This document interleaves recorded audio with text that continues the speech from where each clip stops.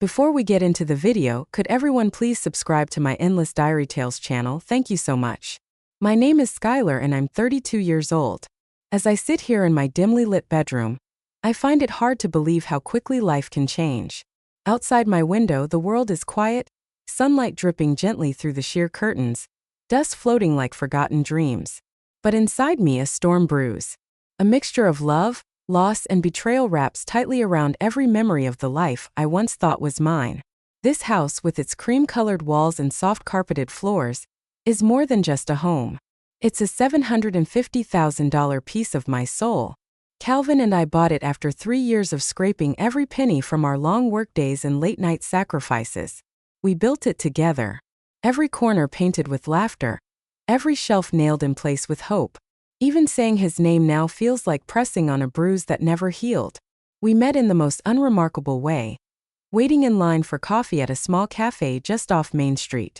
I had just come from a client meeting, papers spilling from my oversized tote, and he stood behind me with a tired smile and gentle eyes.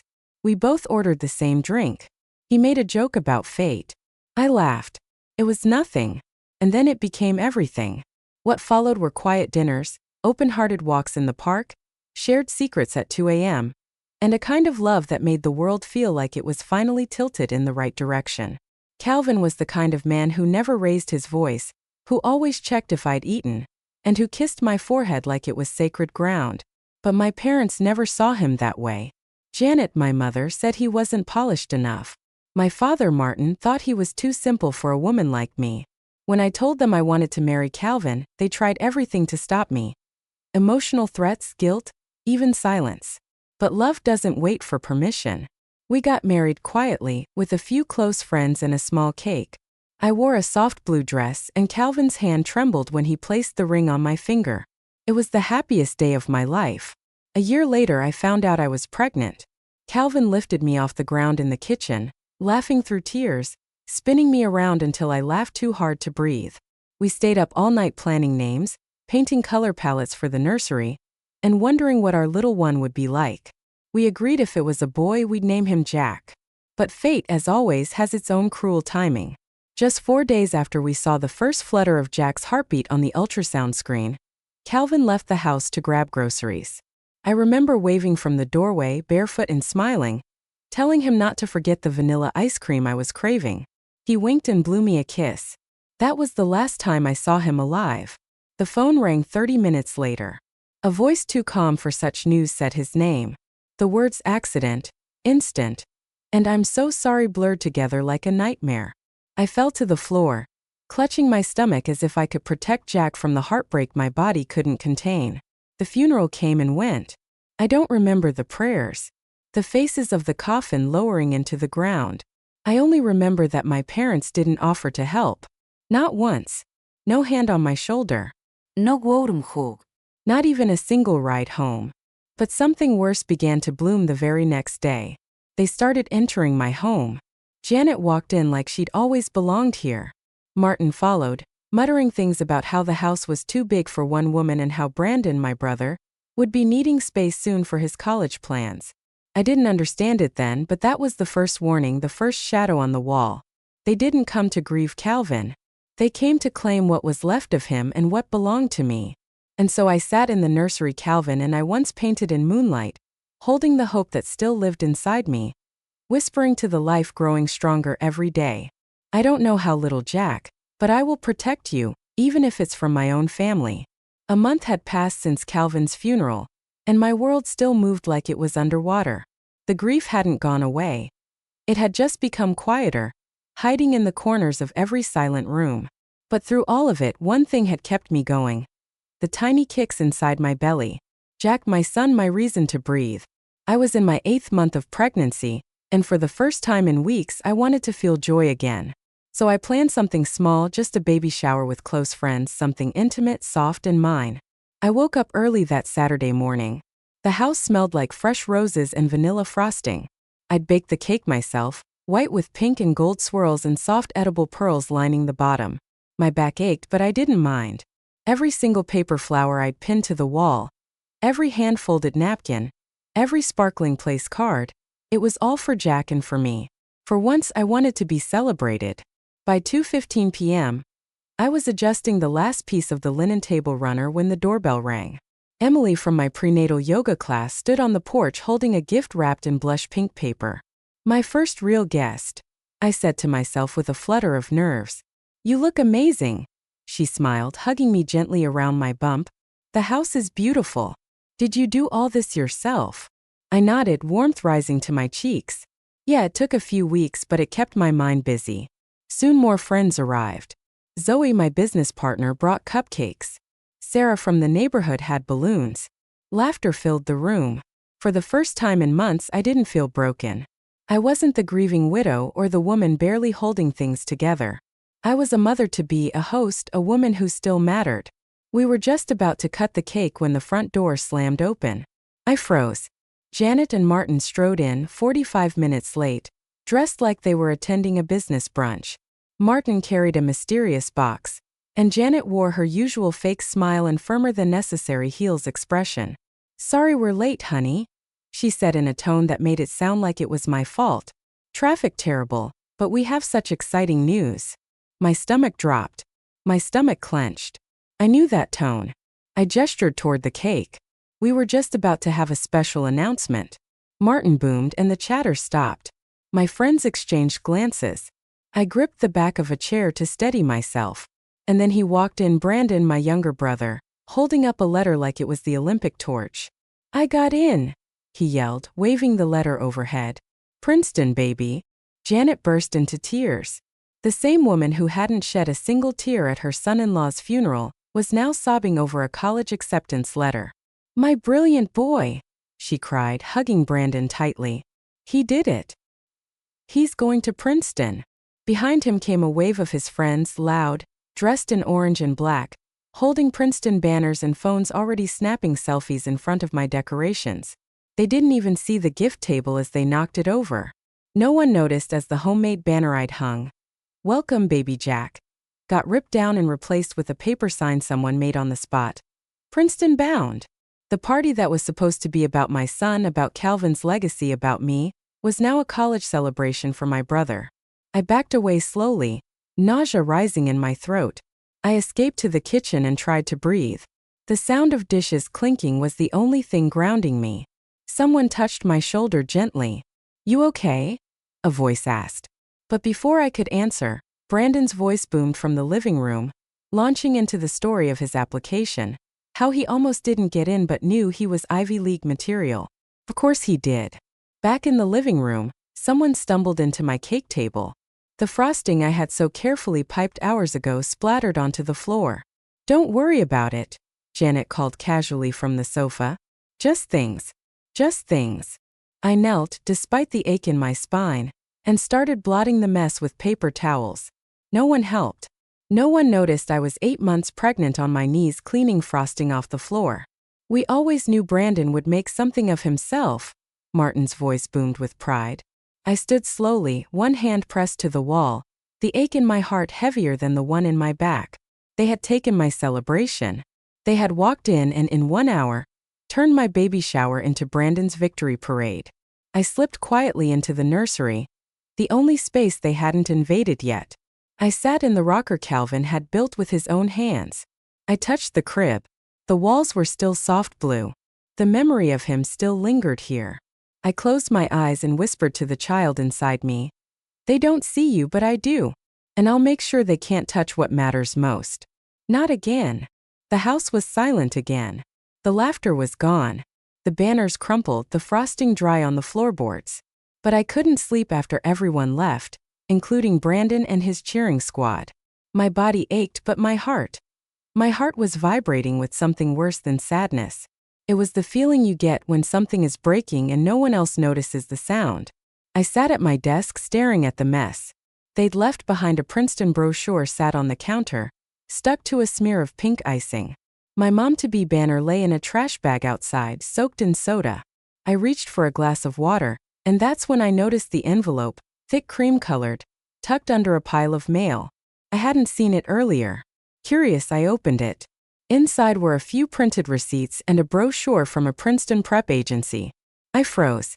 The receipts were for things like college application coaching, $4,200, private SAT tutor, $2,800, essay editing, $1,750, and at the bottom of each one my business account number.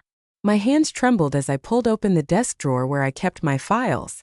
Inside were bank statements I hadn't reviewed since Calvin's funeral. I spread them across the desk, highlighter in one hand, pain in my chest. Red flags were everywhere. Withdrawals I didn't authorize. Purchases I never made. Charges at designer stores where I never set foot. Transfers signed by Janet. Even the statement from the month Calvin died showed a large $3,000 payment for something called College Edge Solutions. My stomach turned. I wasn't just being ignored, I was being used. I shuffled through the drawer until my fingers hit something cold. A mason jar tucked away behind old tax files. Inside was a yellowed receipt from 6 years ago, my first rent check back when I lived in a tiny apartment and slept on a futon. Also, I could pay off the credit card debt my parents claimed they accidentally put in my name. It wasn't accidental. None of it had ever been. Tucked beneath the jar were printed invoices from the past year. Tutoring for Brandon, editing services, application fees, all in my name. They'd called my business QCrafts, but they had no problem draining it to fund their version of success. My phone buzzed. Emily, how are you feeling after yesterday? Before I could reply, another notification came in. Dr. Kim, blood pressure concerns from last visit. Can you come in this week? And then a third ping, an email from Victoria, family attorney. Let me know if you need legal advice about your situation. I've seen this before. You're not alone. I stared at those last 3 words. You're not alone. But that wasn't how I felt. Not in this house. Not in this family. Just then the floor creaked. I turned. Sweetheart, Janet's voice dripped with artificial sweetness as she stepped into the room, arms folded like a judge already giving a verdict. Brandon's friends will need a place to stay this summer. Behind her, Martin leaned against the hallway wall. And we'll need the nursery for storage. Just Brandon's things, you understand? Their voices bounced around the house like they belonged to it. But this wasn't their house. This was my house. Mine and Calvin's. Built with sacrifice, held together with dreams. They were slowly trying to take it all. My home, my business, my joy, my motherhood. The baby kicked hard as if he felt my rising fury. I sat down at the desk and opened my laptop. Slowly, methodically, I started looking up eviction notice templates. Tenants for invaders. The printer hummed to life as it spit out 3 crisp pages. Each one was weighed down with 34 years of manipulation and betrayal. This isn't just about me anymore. I whispered, my hand resting protectively on my belly. This is about Jack, and he's going to have a mother who fights. Tomorrow I would serve them. Tonight I would prepare. The morning after I printed the eviction notices, I woke up early. The house was unnaturally quiet, too quiet, like the calm before a tornado. I tucked the documents into my purse and padded barefoot into the kitchen. Still in my robe, the baby shifting heavily inside me with each step. By the sink sat a half-empty mug of coffee, Martin's. A Princeton hoodie was thrown over the back of my dining chair. Brandon's, and 3 pairs of muddy sneakers lined the hallway by the stairs, not mine. I took a deep breath and followed the noise. Brandon and 2 of his friends were in the living room, sprawled on the couches I bought, eating cereal from my wedding china and laughing at a video on someone's phone. They didn't even look up when I entered. Morning, I said quietly, my hand instinctively resting on my back to ease the strain. 8 months of pregnancy felt like walking with a boulder in your spine. Brandon gave a lazy nod. We're thinking of setting up the Xbox in the nursery. Better sound there. I blinked. The nursery? He shrugged. Yeah, Dad said we could use it for the summer, just until I leave for school. My pulse thudded in my ears. That was the room Calvin and I had painted together. The crib we assembled, the tiny blue bookshelf, the mobile he hung by hand. That room was ours, Brandon, I said. You can't. Skylar. Janet's voice cut through the air like a knife as she marched in behind me. She had a clipboard in one hand and a set of keys in the other.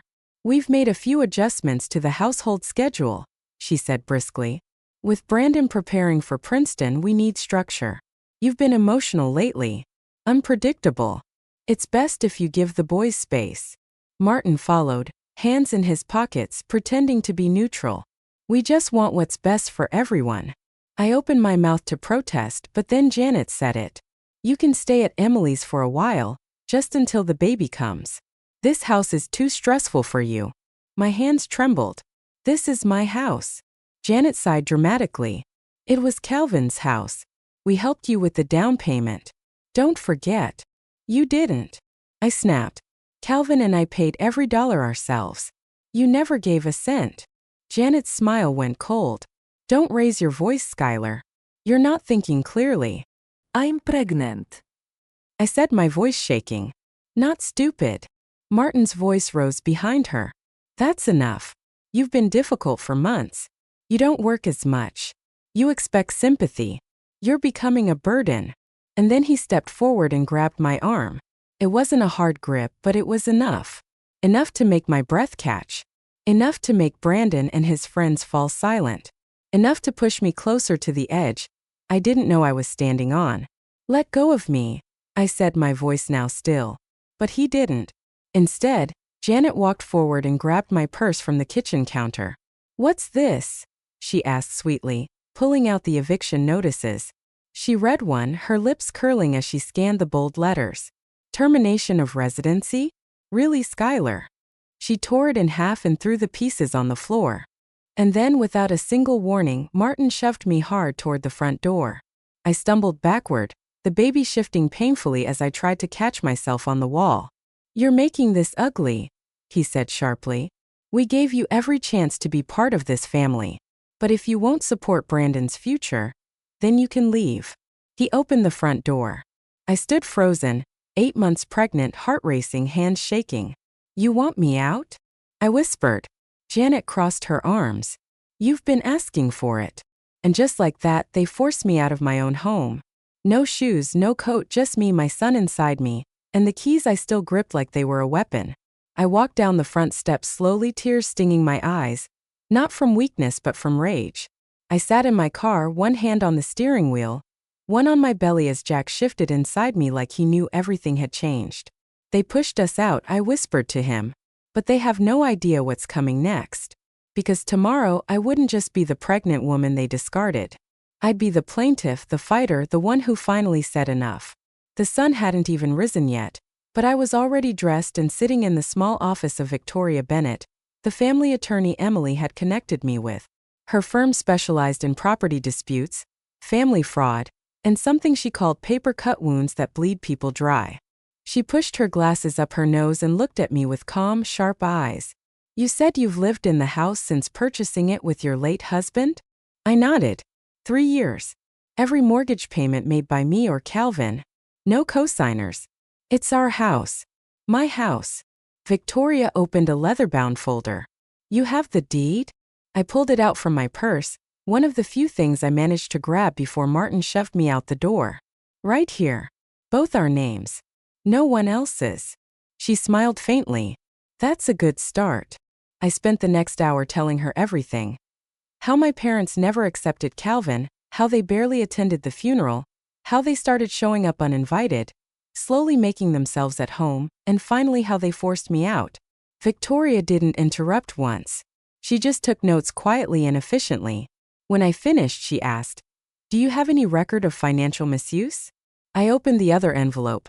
Bank statements, credit card reports, photocopied receipts for Brandon's prep courses, authorization signatures that clearly weren't mine.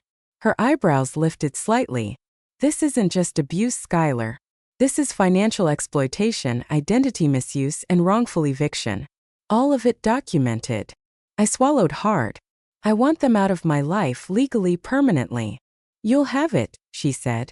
We're filing for full ownership protection of the property, legal injunctions for forced entry, and civil claims for financial damage.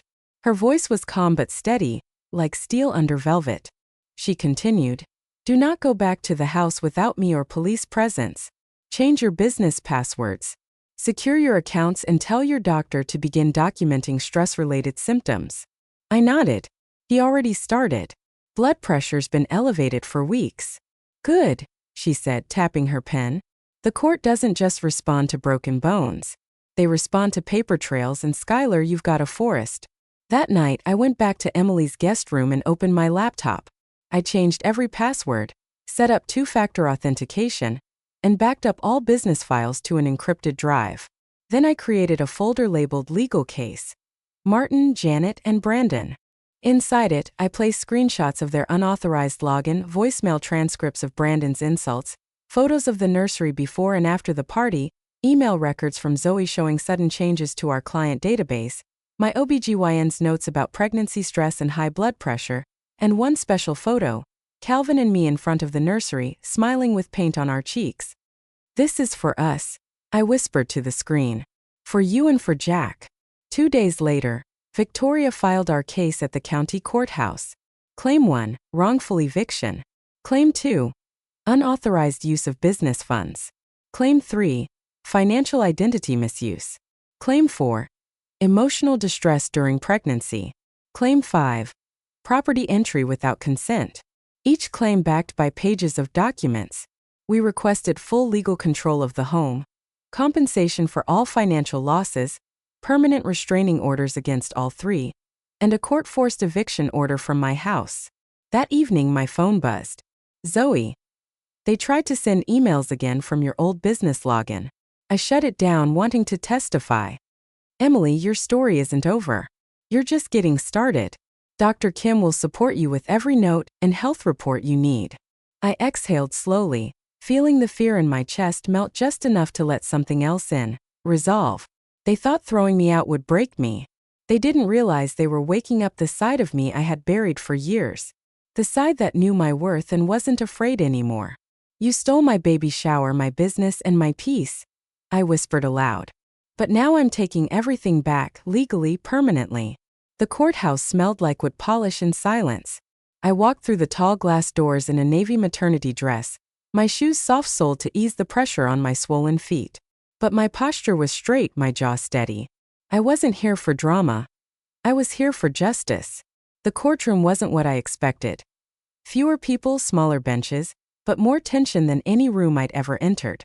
At the plaintiff's table sat me and Victoria, calm and organized. On the other side, my parents Janet and Martin, flanked by Brandon. All three looked like they were attending a church service, dressed in pa. "Jack," I whispered. "We did it, Mommy." I kept her promise. The front door creaked as I pushed it open, keys trembling slightly in my hand. Not from fear, but from something else, something I hadn't felt in months. Peace. I stepped inside slowly, eyes adjusting to the soft glow that poured in from the kitchen window. The air smelled faintly of lavender, the kind Calvin used to sprinkle in our laundry. The silence was no longer hollow, it was freeing. The house was mine again, officially, legally, emotionally. Gone were the mud-stained shoes and Princeton posters, the misplaced books, the arguments, the manipulation.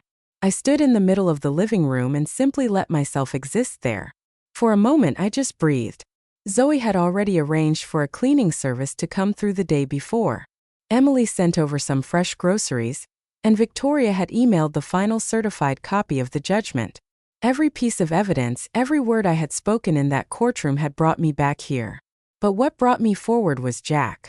The very next morning I felt it. A sharp shift, a tightening, then a warm ache deep inside my back. It was time. Emily drove me to the hospital while I breathed through the contractions, her hand gripping mine as I whispered through the pain. "He's ready."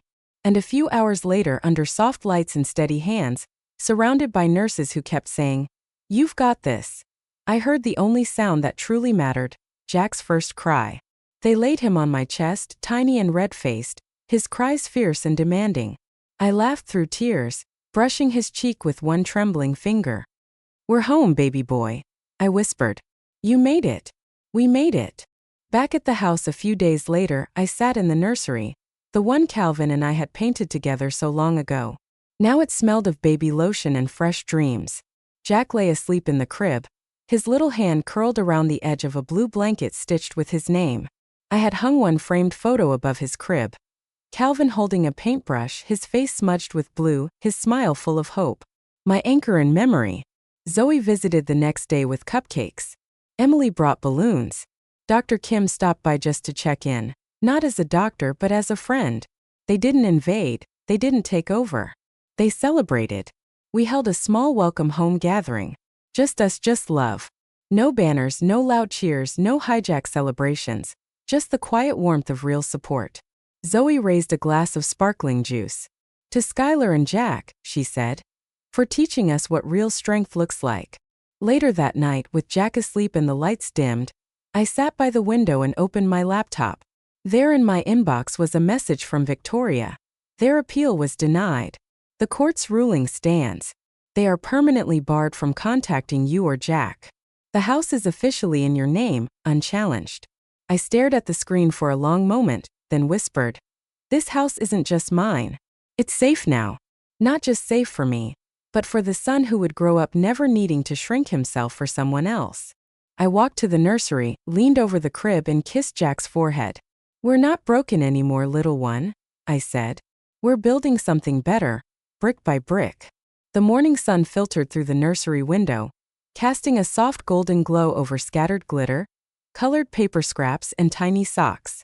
On the kitchen table, a homemade birthday crown sat waiting, purple construction paper, silver sparkles and crooked letters that read, "Jack is 4." I stood at the sink drying the last of the cake pans as Jack bounded into the room, arms outstretched like a superhero, his feet barely touching the floor. "Mommy, I finished my card. Want to see?" He beamed, waving a sheet of paper smeared with bold strokes of purple, stick figures, and a sun with an oversized smile. "It's perfect," I said, crouching to kiss his cheek. "Just like you." The house was alive again, but not with chaos, with warmth, with choice. The living room buzzed with soft laughter as my closest friends began arriving. Emily brought streamers, Zoe had a tray of mini sandwiches. Even Dr. Kim dropped in, no longer wearing a white coat, but holding a wrapped book for Jack and a bouquet of wildflowers for me. This wasn't just a birthday party. It was a milestone for both of us.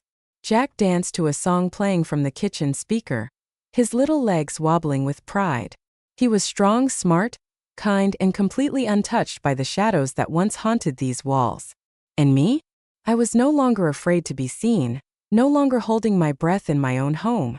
After the party, when everyone had gone and Jack was fast asleep with his new toy truck clutched to his chest, I sat in the room that used to be my office. Now it was our shared craft room, filled with ribbons, paint jars, and framed magazine features from the business I rebuilt, Hearth and Hand Designs. Once a humble handmade decor brand, now a nationally recognized name with a foundation that supported women escaping toxic families. A letter sat by the coffee maker. I opened it gently. "Dear Skylar, I'm a single mother in Seattle. I read your story in Parents magazine. I'm scared, but I want to leave. I don't want my son to grow up like this." I folded the letter and placed it in a wooden box beside several others. Each one was from a woman who had found hope through the path I cleared. Not just survival, but rebirth. That night, Jack tiptoed out of bed and climbed into my lap, his head resting against my chest. "Can we read the castle book, Mommy?" I smiled and picked up his favorite, the one about the brave princess who builds her own kingdom from rubble. As I read, Jack interrupted with the part he always remembered best. "Because real love builds things up, not tears them down," he declared proudly. I kissed his forehead and held him tighter. "You're right," I whispered. "Real love never asks you to be smaller." The silver streamer Jack had taped above the kitchen window still hung slightly crooked. I left it exactly as he placed it. Imperfect, beautiful, and entirely him. His own, just like the life we'd built. One step, one battle, one moment of courage at a time. Thank you for watching this powerful story of courage, betrayal, and justice.